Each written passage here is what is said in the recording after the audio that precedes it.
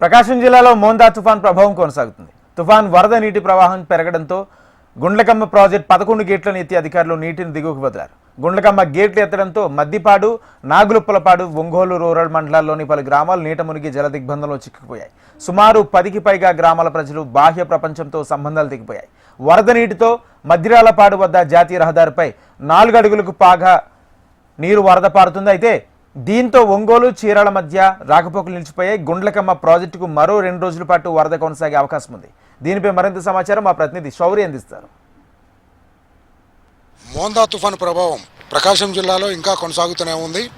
గుండ్లకమ్మ ప్రాజెక్టుకు ఎగువన కురిసిన వర్షాలతోటి వరద నీరు విపరీతంగా వచ్చి చేరడంతో నిన్న సాయంత్రమే 11 గేట్లను ఎత్తేసి నీటి మొత్తాన్ని దిగువ ప్రాంతాలకు వదిలేస్తూ ఉన్నారు. దీంతో నాగులుప్పలపాడు మండలం, అదేవిధంగా మద్రిపాడు మండలాలు మొత్తం జలమయమైపోయినాయి. సుమారు 8 నుంచి 10 గ్రామాలు నీట మునిగిపోయాయి.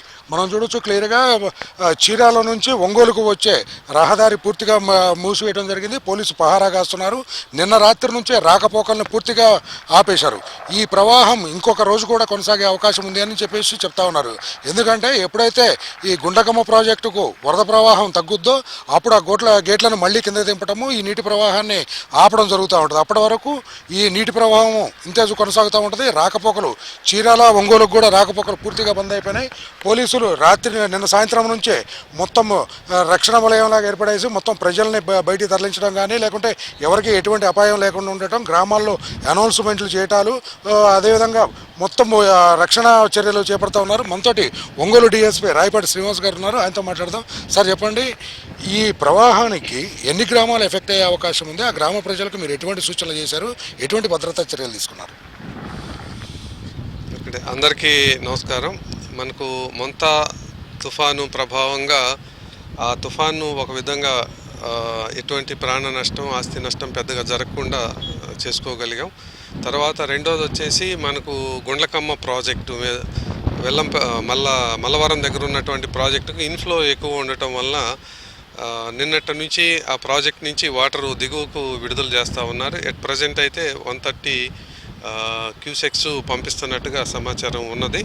దీనివల్ల ఏమవుతుందనంటే మనకు మద్దిపాడు మండలం, అట్లానే ఒంగోలు రూరల్ మండలం, తర్వాత నాగులుప్పలపాడు మండలం, ఈ 3 మండలాల్లో మనకు నదికి అడ్జసెంట్గా ఉన్నటువంటి కొన్ని గ్రామాల్లో నీరు రావటం వల్ల నిన్న మధ్యాహ్నం నుంచే పోలీస్ డిపార్ట్మెంటు ప్లస్ అట్లాగనే సివిల్ అడ్మినిస్ట్రేషన్ వైపు నుంచి కూడా అఫీషియల్స్, ఎస్డిఆర్ఎఫ్ అందరం కలిసి ఎవాక్యుయేషను ప్రారంభించడం జరిగింది.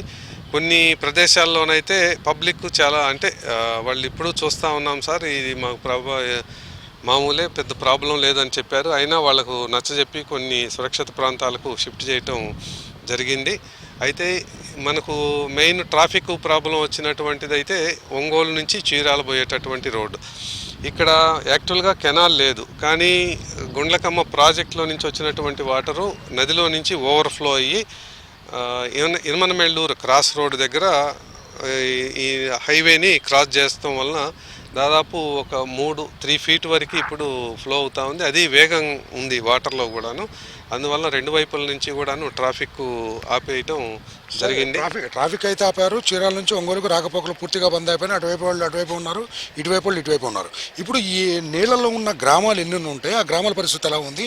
అక్కడ ఉన్న ప్రజల పరిస్థితి ఎలా ఉంది? ఇక్కడ మనకు రూరల్ మండలంలో వచ్చేసి మద్దిరాలపాడు, అట్లానే చెదలవాడ, ఉప్పలపాడు, ఈ గ్రామాలు మెయిన్ బాగా ఎఫెక్ట్ అయ్యి ఉన్నాయి. తర్వాత వీటిల్లో కూడాను మనకు బాగా ప్రభావం అంటే రాకపోకలు పూర్తిగా కట్ అయినటువంటిది మద్దిరాలపాడు హైవే మీద నుంచే కాకుండా విలేజ్లో నుంచి వెళ్ళేటటువంటి రోడ్డు ఉంది. అది ఎస్సీ కాలనీకను విలేజ్కి మధ్యలో ఉన్నటువంటి చప్టా పారటం వల్ల మళ్ళీ అక్కడ కూడాను రాకపోకలు బంద్ అయినాయి. అక్కడకు ప్రాబ్లం ఉంది.